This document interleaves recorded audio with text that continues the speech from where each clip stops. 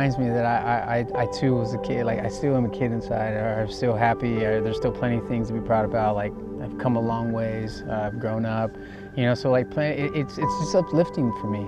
So again, just being around people that make me feel visible. That's one of the things that I do on a regular that helps me stay feeling visible to myself, feeling confident. Maddie, what's happening, Bob? Dude, that's what's up. Thanks for having me. Whoa, you hit some golf balls Let's there? do it, man. Yeah? All right. Hey, guys. Welcome back to another episode of Playin Thru Pod. We got Sergio Romo. Hey. We're out here at Ruby Hill for the Loyal to My Soul golf tournament. We're going to let them rip. That's what's up. Let's do it. Playin Thru, baby.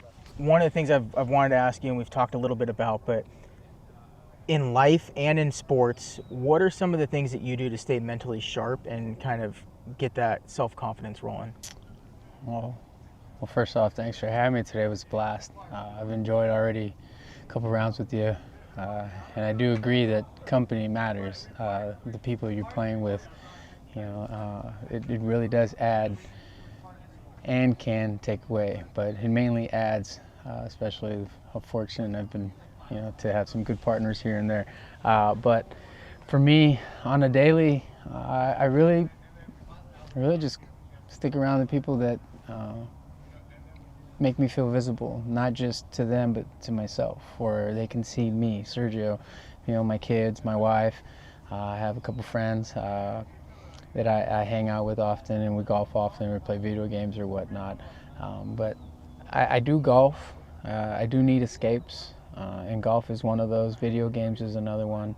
Watching my sons play their sports and playing video games with them is also escapes for me. But the things that help me on a regular, to keep me sharp mentally, to keep me in the moment, to keep me there and present, not just a shell of myself there, just kind of going through the motions. I feel being around people like that, it lifts your confidence. Feeling visible. I'm not sure if you've ever felt this way, and I'm sure there's plenty that can relate. But feeling visible, yes. I do feel that like people see me, like Sergio, I'm there. But do people really see me as Sergio? It doesn't always make me feel visible. Knowing just because I know I'm there doesn't necessarily make me feel visible to myself. So I do feel being around my sons really helps me remind that like those are mini me's, right. And those are a, how do you say, an example of me. A reflection. There you go. Not exactly. It was a reflection of who I am or who I was as a kid, and I see parts of me in there and I'm going, man, all right, like. It reminds me that I too was a kid. Like I still am a kid inside. I'm still happy. There's still plenty of things to be proud about. Like I've come a long ways. I've grown up. So like it's just uplifting for me. So again, just being around people that make me feel visible. That's one of the things that I do on a regular that helps me stay feeling visible to myself, feeling confident. Throw it hard, but I can't. There you go. Swish. It's all right. You just got to chip in. I got one more sucky one. Dude, so Javi Lopez, safe to say, mentor. Yeah. Yeah. What was some of the qualities and what was the approach that he had that worked for you? He was the first person to ask me if that's really who I was. If this, straight up asked me one day, hey, is this really who you are? And me being the young guy feeling himself a little bit, I made to the big leagues and I was trying to put on a facade that I knew what I was doing and I had it all figured out, and I did. I popped off a little bit and I was like, yeah, I'm kicking butt right now on the field, I'm dominating, yeah. And I told him, I was like, yeah, this is me. I'm doing well, I'm kicking butt, and he goes, yeah, you're right. And then that just challenged me, and in a way where I understood what he was trying to get at. And the way he was asking his questions and the way he was proving his points, making his points, really hit hard. Had never had everybody talk to me like that before. I hadn't had anybody talk to me like that before in my life. Coming off the mound after having a shaky outing, or just a bad outing, right? And then you shared with me coming off and walking into the dugout and just kind of hearing some of the chatter from the stands, or even afterwards or whatever, personal comments that came up. What did that do to you? And then, kind of maybe explain on how you deal with that kind of stuff. Well, there were, as much as I would have liked to have been perfect or productive, or always done well on the mound, I couldn't. It's nearly impossible to be perfect on the mound, and baseball is a very unforgiving sport. You lose focus for the slightest bit, and that could cost you the game, especially in the moments and the times in the game that I was blessed, to be put in close ball games, late in ball games. So one mistake was the difference between if we won or lost. And the days that I got it done, yeah, everybody's happy. Got a lot of compliments, a lot of support, cheering. But then when the things didn't go well, at first, yeah, it was, it's okay. We can get them next time. They were supportive and, not too many harsh comments. But then the more it happened, not saying I consistently just turned around and went bad, but the more I would have a bad outing, the more you would hear the chatter going, you're no goods, in other words, of course. The, go homes, in other words, give someone else a chance, you're old, or, it was just the negative comments, and it does take away from your confidence. It does take away from your want and desire to turn the page. And that's hard to do. When you are unable to turn the page in baseball. But yeah, it's cool. I really enjoy that. It's a new experience, and give me something to get nervous, excited for. When you get nervous and excited, it means you care. That's right. You can always come film with us. You mentioned Affel, you mentioned Lopez, Buster, all these guys that you've played with that helped you gain that confidence. What would you say to guys that are watching right now that are struggling with something and on the fence of reaching out? How would you be that person for them? Mm-hmm. Well, honestly, I would tell them that it's okay to not be the strongest person in the room. It's okay to, what's the word? Show vulnerability. It's okay to be vulnerable. It doesn't mean you're any less of a man. I'm at the point in my life, through all my experiences, where I would say I feel you're more of a man when you can admit you're not at your best, or you need a hand or a leg up and somehow. And plus, especially health, I've had my dad, especially now, we've had family, friends, people in our lives that have passed away just because they were unable to even ask for medical help. Yeah. So it's just putting that pride to the side and admitting that this world's not easy, because it's not easy for anybody, regardless of status, stature, beginnings, high, lows. I feel that at one point in our lives, it's hard for everybody. So, but having to go through it alone, as a man, that's usually our mindset.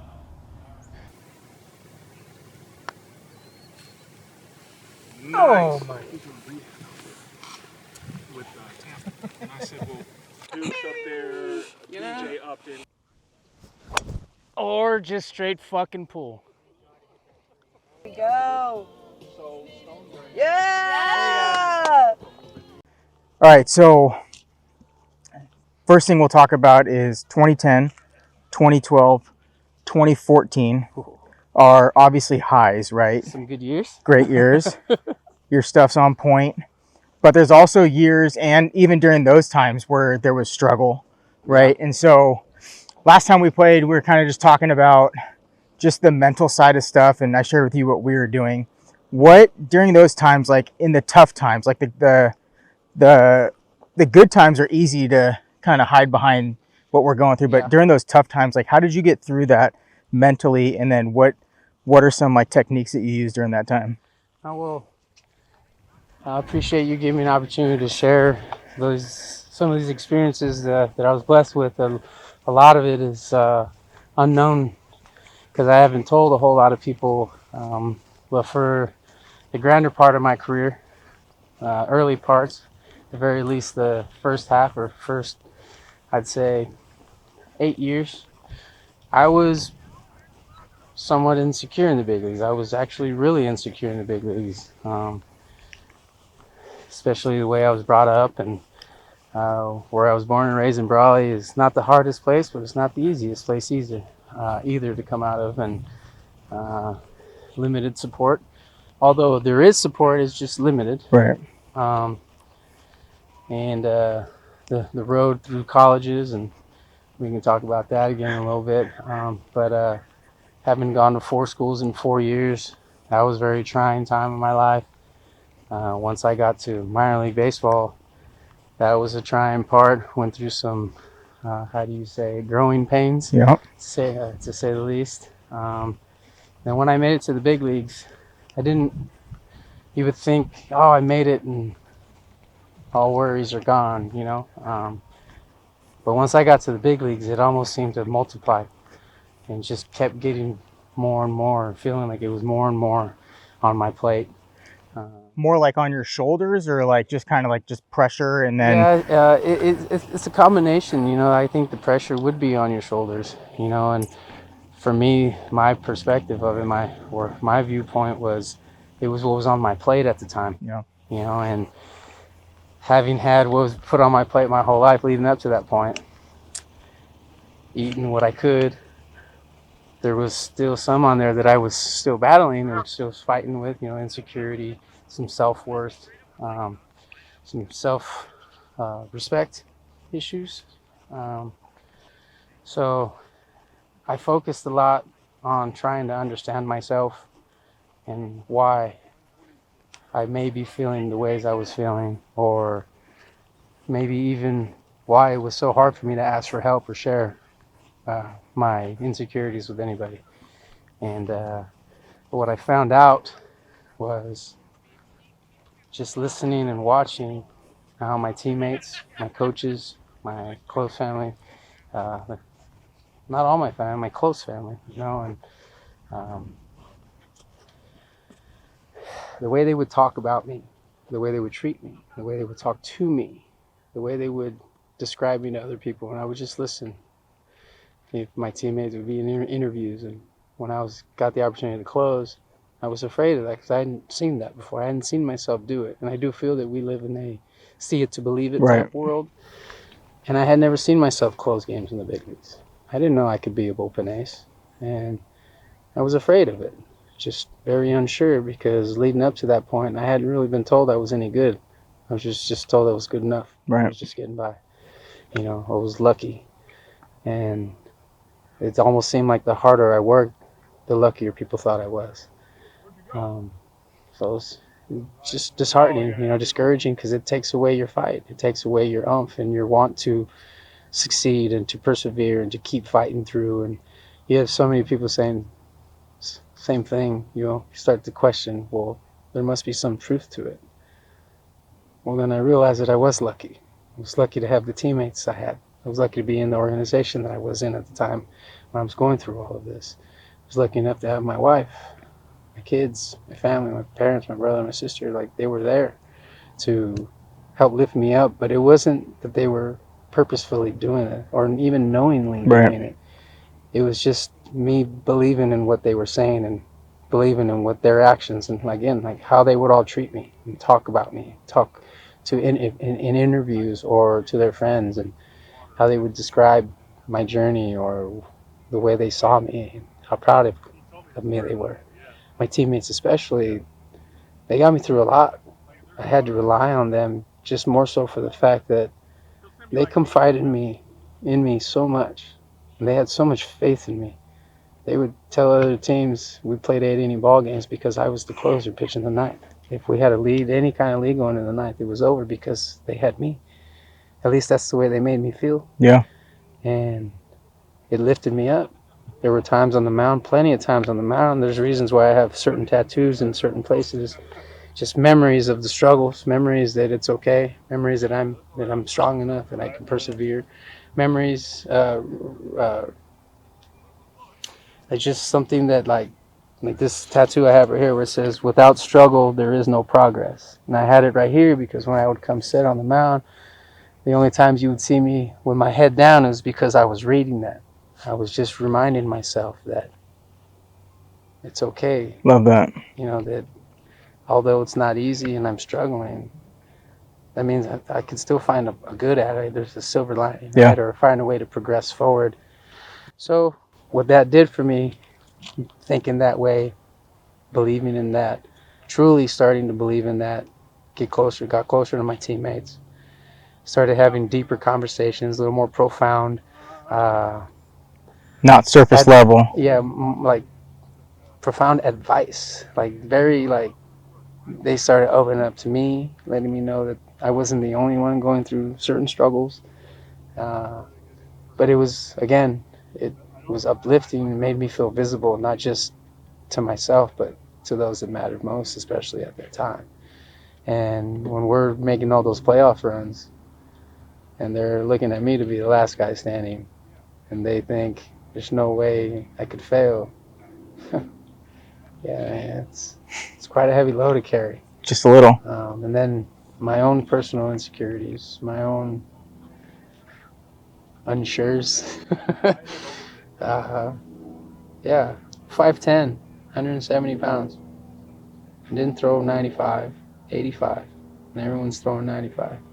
But I found out through my teammates, my family, like my continued experiences in the big leagues, that my 95 came in a different way. Right. But I think all these realizations started to come. I started to understand certain things more when I started to be honest with myself on why I was feeling certain ways, admitting that I was afraid and accepting that I was afraid, but that there was still something I could do about it. I didn't mean I had to cower or crawl into a ball or go running and try something else that was easier. No, it was just me believing in myself and all the work I'd put in. There's reasons why I was that kid at 11 years old promising his dad that he was going to live this life. Promised my dad at 11 I was going to retire him doing what he loved to do most in life. And my dad's dreams were to go to college, be a Major League Baseball player, be some kind of coach or counselor. And I checked those boxes off. But that promise also hurt me and put me in some tough spots. Right. But that promise was also the main reason why I got out of some tough spots. Why I didn't quit and walk away when things got really, really hard, where I felt really alone.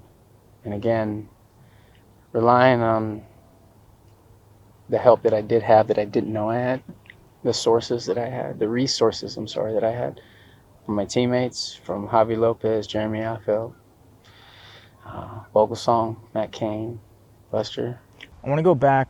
One of the last things to talk about here is going back to your in spring training, right? And I know you've talked about this a lot, but having the kids sign your hat, right? And then coming in San Francisco and kind of having that moment just to stand there, because I can only imagine from me watching it what's going through your head in that moment.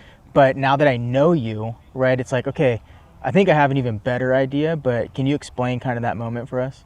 Well, San Francisco Giants, they just continue to hand out these blessings my way, and that was another one, the one that I didn't know I'd earned. I didn't know if I deserved it. And it's not because I don't understand what we were a part of, or what I was a part of, and what those teams we were able to accomplish, and my roles. I understand all that. It's just the perception I have of myself isn't the same perception people have of me, and that's not a bad thing. It's not that it's lesser or more. It's not even a comparison really in my head, but it's just not the same because I know all the ins and outs of everything, all the decisions I've made in my life, the good, the bad, the great, the wonderful. I know all of that. And I haven't yet, still to this point, been man enough to admit all of those. But when I got to that moment and I was given this blessing again to where I get to go out and get a farewell game, and I get to say what's up and goodbye all in one time, one more time in front of Giants faithful. And at first the feeling was like, no way I'm getting this day. And then when I get told what I got to go through to be able to make it to this day, I had to go to spring training, and I was off the couch, and I hadn't thrown a baseball in I don't know how many months, and I was nowhere in shape and ready to do that. But an opportunity like that doesn't just come, it doesn't come very often. So I knew I had to take advantage of that. But going in there, it was being around the young guys like the Vol, Walker, the Rogers brothers, being around those guys. I knew I was making the right decision walking away. Yeah. But getting to that decision wasn't very easy either. Right. Having to ask my wife, and having conversations, and ask her if she was noticing anything in me, since I knew I was going to retire, and since I wasn't preparing for it anymore, and pictures were showing up to camp, and I was still home, wasn't even considering it. Camp had already started, and then camp starts. My wife's still looking at me like, hey, are you okay? And I'm kind of looking at her like, yeah, I'm good. And then when I get this opportunity, I kind of was like crumbling a little bit. I went from, wait, do I really want to try to do this seriously, or is this really like, this is my goodbye?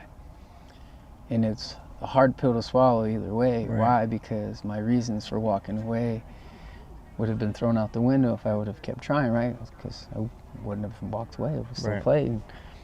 And then decide that that's it, then that is one of the biggest things in my life, one of the most consistent things in my life.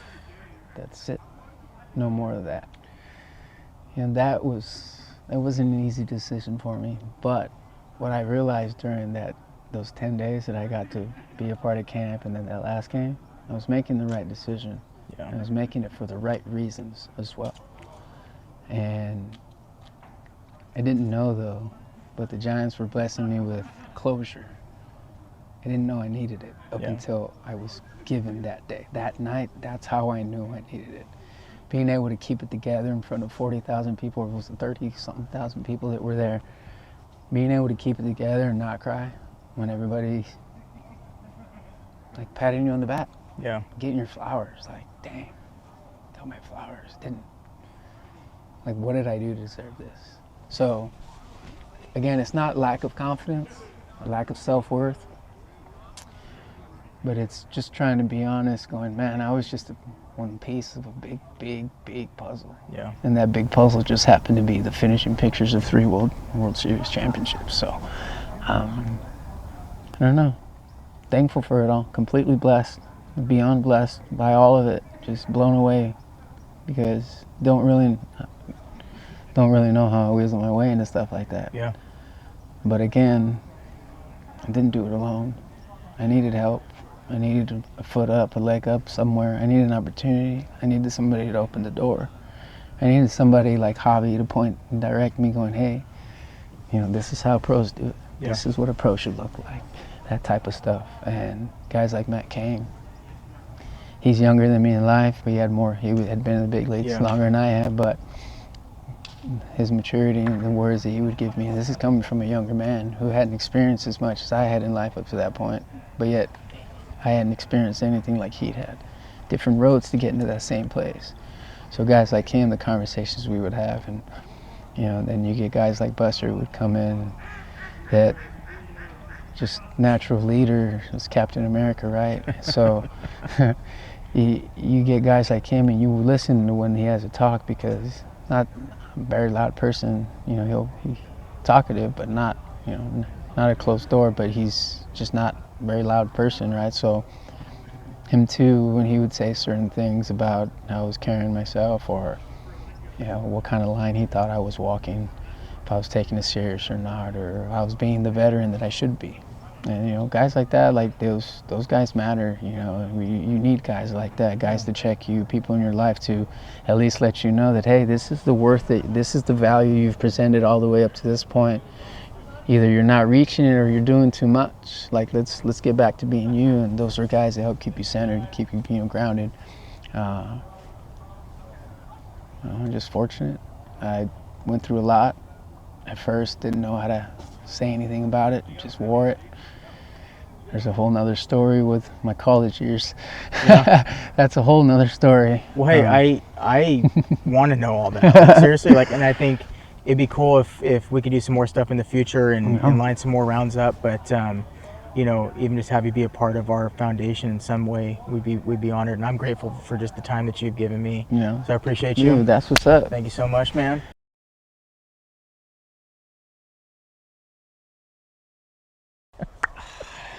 Appreciate you, dude. Thank you.